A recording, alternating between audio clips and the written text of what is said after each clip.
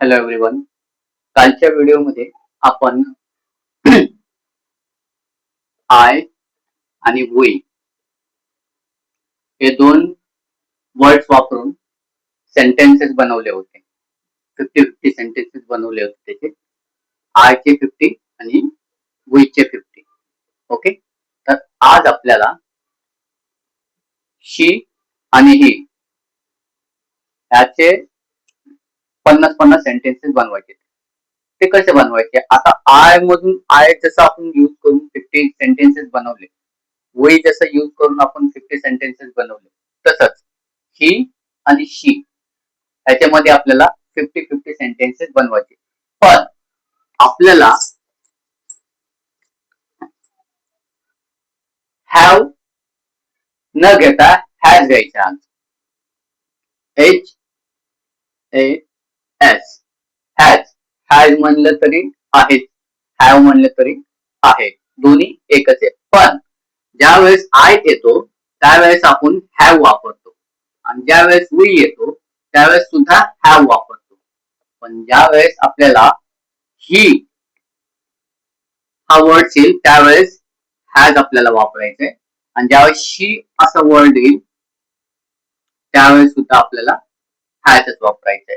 म्हणजे I have म्हणजे माझ्याकडे आहे, वी हॅव म्हणजे आमच्याकडे आहे, ही हॅज म्हणजे त्याच्याकडे आहे, शी हॅज तिच्याकडे आहे. याच्यामध्ये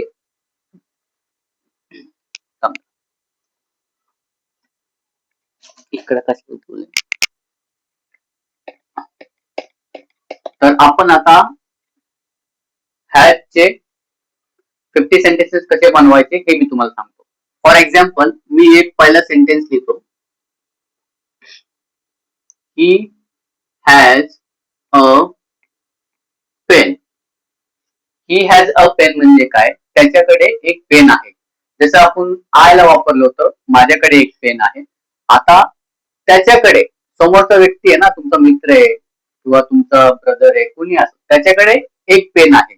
आता ह्याच पद्धतीने सेकंड वर्ड तुम्ही तयार करायचे. सेकंड वर्ड काय? सपोज त्याच्याकडे ही हॅज अ बुक.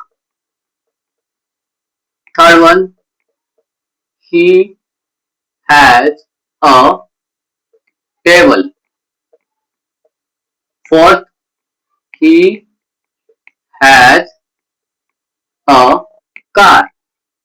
म्हणजे त्याच्याकडे पेन आहे, he has a pen. He has a book. त्याच्याकडे बुक आहे. He has a table. त्याच्याकडे टेबल आहे. He has a car. त्याच्याकडे कार आहे. कालच्या व्हिडिओमध्ये आय आणि वी वापरलं होतं. आता आपण ही आणि शी वापरणार आहे. म्हणजे he has a pen. त्याच्याकडे पेन आहे. कळलं? ही हॅज अ बुक. त्याच्याकडे बुक आहे. ही हॅज अ टेबल. त्याच्याकडे टेबल आहे. ही हॅज अ कार. त्याच्याकडे कार आहे. या इकडं. आता कालच्या व्हिडिओमध्ये 5-10 सेंटेन्सेस सांगा मला. कालच्या व्हिडिओमध्ये आय मधून.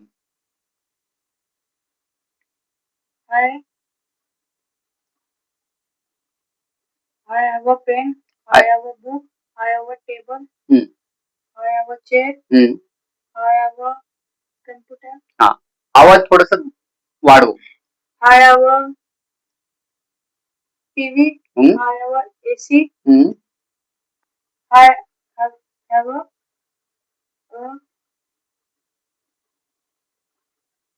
cup. ओके, चल. आता तू आय वरून ते सगळे सेंटेन्सेस बनवले. आता ही हॅज अ पेन. ही ज्यावेळेस येतो ना त्यावेळेस हॅव नाही येत, हॅज येतो. काय येतो? हॅज. मग he has a pen. Sentences वाच. He has a pen.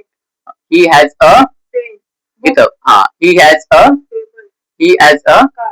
म्हणजे त्याच्याकडे एक कार आहे, त्याच्याकडे एक टेबल आहे, त्याच्याकडे एक बुक आहे, त्याच्याकडे एक पेन आहे. जसं आपण म्हणतो I have a pen.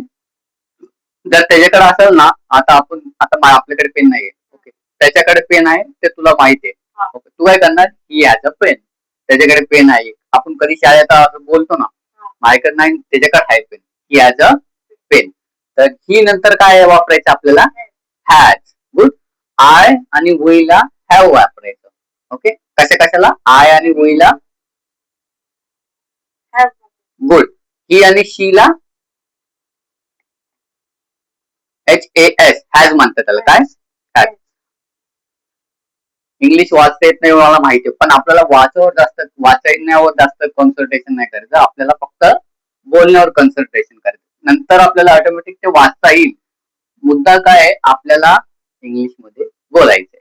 Okay, yeah that is the most important point. Okay, sit. आता कालच्या व्हिडिओमध्ये जे 50 सेंटेन्सेस आपण बनवलं होतं त्याच्यामध्ये ही has a bike.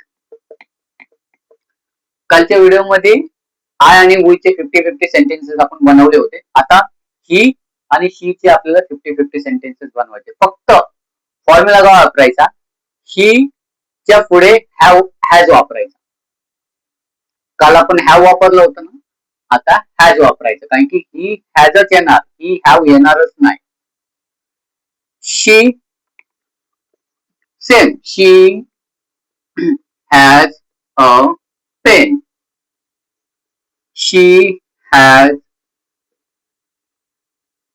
She has a book. She has a table.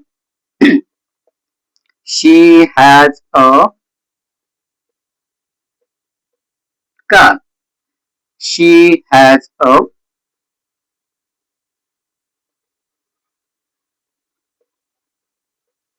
bike. आता कालच्या सेंटेन्सेस मध्ये सेम तसंच सेंटेन्सेस असतो. He has a pen. काल आय आणि वी वापरलं होतं. आज आपण ही आणि शी वापरून ते आहे तसे सेंटेन्सेस आपल्याला पूर्ण करायचे. फक्त हीच्या पुढं हॅज येणार. काय येणार? काल आय आणि वीच्या पुढे हॅव आलं होतं. आता हीच्या पुढे काय येणार? हॅज. शीच्या पुढे काय येणार? आता हे वाक्य बनवून हे हॅज हा वर्ड टाकून वाक्य बनवायचं, सेंटेन्सेस. जमल? 50 हीचे आणि 50 शीचे. शी आहे ना ही. ही म्हणजे तो मुलगा, आणि शी म्हणजे ती मुलगी. हिला मुलगा म्हणतात, लक्षात ठेव. तो मुलगा. शी म्हणजे मुलगी. He has a pen. त्याच्याकडे एक पेन आहे. She has a pen. तिच्याकडे एक पेन आहे. ठीक आहे. आय आणि वी काय वापरलो होतो, आता ही आणि शी वापरले. ठीक आहे. फक्त शीच्या पुढे आपल्याला काय वापरायचे? हॅज. काय वापरायचे? हा, गुड. मग कालचे जे सेंटेन्सेस आहे ना तेच घ्यायचे. फक्त ही आणि शी आणि हॅज हे दोन. पहिले आय हॅव होतं, आता ही हॅज, शी हॅज. कळलं? आय हॅव काढून टाकायचं. त्याच्या खाली जे आहे ना ही हॅज आणि शी हॅज. कालचे जे 50 सेंटेन्सेस तुम्ही बनवले होते तेच 50 सेंटेन्सेस घ्यायचे, हीचे आणि शीचे. हीचे 50 सेंटेन्सेस आणि शीचे 50 सेंटेन्सेस. फक्त आय हॅवच्या जागी ही हॅज, शी हॅज असं लिहून 50 सेंटेन्सेस ते बनवायचे आणि 50 सेंटेन्सेस ते बनवायचे. तुम्ही पण बनवा. ही हॅज अ पेन म्हणजे कालच्या व्हिडिओमध्ये आपण आय हॅव अ पेन असं वापरलं होतं. We have a pen. माझ्याकडे एक पेन आहे, आमच्याकडे एक पेन आहे. आता ही हॅज अ पेन. त्याच्याकडे एक पेन आहे. She has a pen. तिच्याकडे एक पेन आहे. मग तिच्याकडे काही असेल, तिच्याकडे बुक असेल. शी हॅज अ टेबल. तिच्याकडे टेबल असेल. शी हॅज अ कार. तिच्याकडे कार असेल. शी हॅज अ बाईक. तिच्याकडे बाईक असेल. असे ही चे एक 50 सेंटेन्सेस तुम्ही पण बनवा आणि प्रॅक्टिस करा. प्रॅक्टिस केल्याशिवाय होत नाही.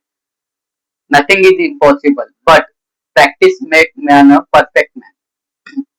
शी हॅज अ बाईक म्हणजे तुम्हाला जोपर्यंत तुम्ही प्रॅक्टिस करत नाही हे सेंटेन्सेस तयार करायचं, बोलायचं, तोपर्यंत तुम्हाला इंग्लिश बोलता येणार नाही. कारण की इंग्लिश हा लँग्वेज असा आहे, जोपर्यंत आपण बोलत नाही तोपर्यंत ते आपल्याला येत नाही.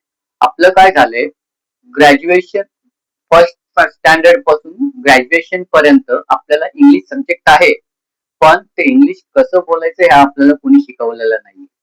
ते ऍज अ लँग्वेज म्हणून आहे ना आपल्याला सब्जेक्ट मध्ये येत होतं फक्त, पण आपल्याला इंग्लिश कसं बोलायचं हे कोणी शिकवलेलं नाही. म्हणून बऱ्याचशा लोकांना आता जॉब्स पण नाहीये ग्रॅज्युएशन झालं तरी सुद्धा. ठीक आहे. आता मला सांगा,